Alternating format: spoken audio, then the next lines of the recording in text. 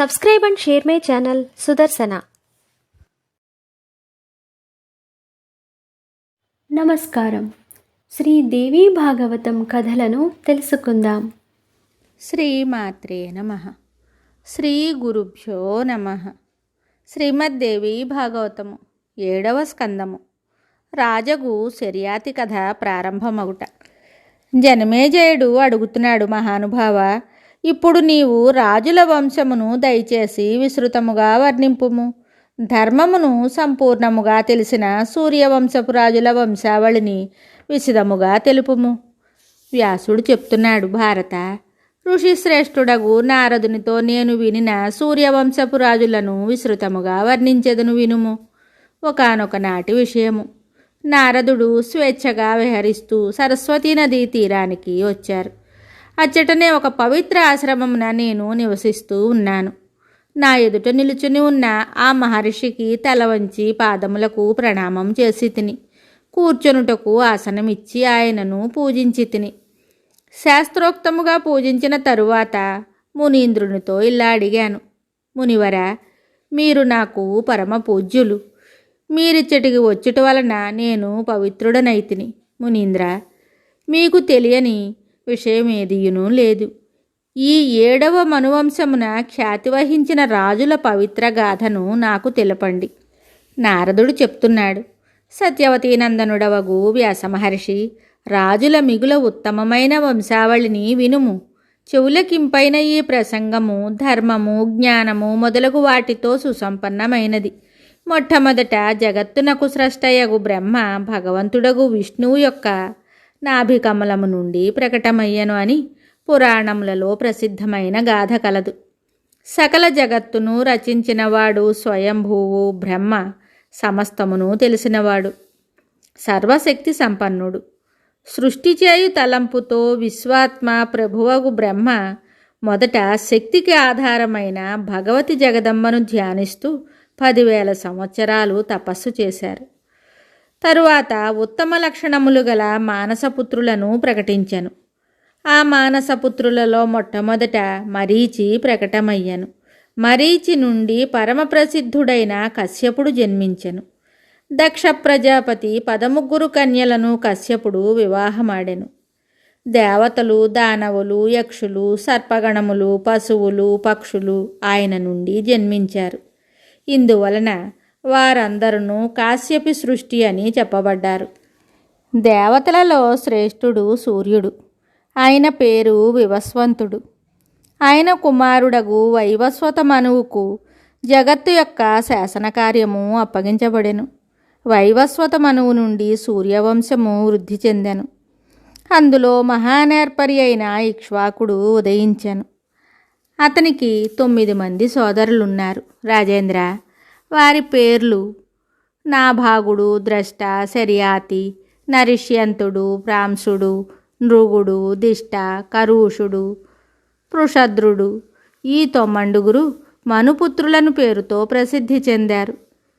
ఈ మనుపుత్రులలో సర్వప్రథముగా ఇక్ష్వాకు జన్మించెను.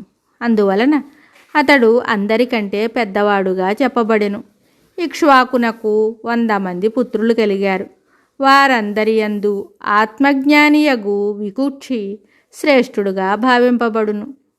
మనువు యొక్క ఈ 9 మంది పుత్రులు గొప్ప వీరులు, శూరులు జన్మించారు. మనువు తరువాత ఈ వంశము వృద్ధి చెందింది. దానిని సంక్షిప్తంగా వర్ణిస్తాను వినుము.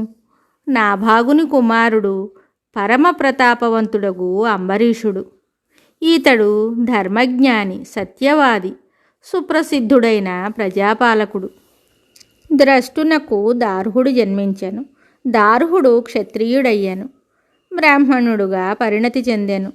యుద్ధము చేయవలనను ఉత్సాహము అతని హృదయము నుండి తొలగుచుండెను. ఆయన ద్వారా సమగ్రముగా బ్రాహ్మణ కర్మలు జరుగుచుండెను. శర్యాతి నుండి ఆనర్తకుడు జన్మించెను. అతని పేరు అందరికీ విదితమే. సుకన్యాను పేరుగల ఒక పరమసుందరి పుత్రికగా ఉద్భవించెను. శర్యాతి సుందరి అయిన తన కన్యను నేత్రహీనుడగు చ్యవనునకిచ్చి వివాహము చేసెను. తరువాత ఆ కన్య యొక్క శీల గుణ ప్రభావము చేత ఆ మునివరునకు అంధత్వము తొలగిపోయెను. సూర్యనందనులగు అశ్వని కుమారులు ఆ మునీంద్రునకు నేత్రములను ప్రసాదించారు. రాజగు జనమేజయుడు అడుగుతున్నాడు, బ్రాహ్మణోత్తమ, నీవు ఈ కథాప్రసంగమున శర్యాతి మహారాజు అంధుడైన మునీంద్రునకు సులోచనయను తన కుమార్తెనిచ్చి వివాహము చేశాను అని చెప్పారు. ఆ విషయము మిక్కిలి సందేహమును కలిగించుచున్నది. ఆ కన్యక కురూపి గుణహీన శుభలక్షణరహిత అయినచో అంధుడైన మునికి ఇవ్వవచ్చును. కానీ ఆమె పరమ సౌందర్యవతి. అట్టి కన్యను మునీంద్రుడు నేత్రహీనుడని తెలిసి కూడా అతనికిచ్చి వివాహము చేయుట సమంజసం ఎట్లగును? బ్రాహ్మణోత్తమ, ఈ కారణమును దయతో నాకు తెలపండి. సూతుడు చెప్తున్నాడు. పరీక్షిన్నందనుడు రాజగు జనమేజయుని మాటలను విని వ్యాసుడు అతనితో ఇలా చెప్పసాగాడు. వ్యాసుడు చెప్తున్నాడు, శర్యాతి వైవస్వతమనువు కుమారుడు. అతనికి 4,000 మంది భార్యలున్నారు. ఆ రాజకుమార్తెలందరూ మిగుల సౌందర్యవతులు, సకల శుభలక్షణ సంపన్నలు. వారందరి మధ్యన ఒక పరమ సౌందర్యవతియగు కన్య ఉంది. ఆమె పేరు సుకన్య. ఆమె తండ్రికి తల్లులందరికీ మిగుల ప్రియమైనది, స్నేహపాత్రురాలు. నగరమునకు కొద్ది దూరములో మానస సరోవరమును ఉపమించు సరస్సు ఉంది. దానిలోనికి దిగుడు మెట్లున్నాయి.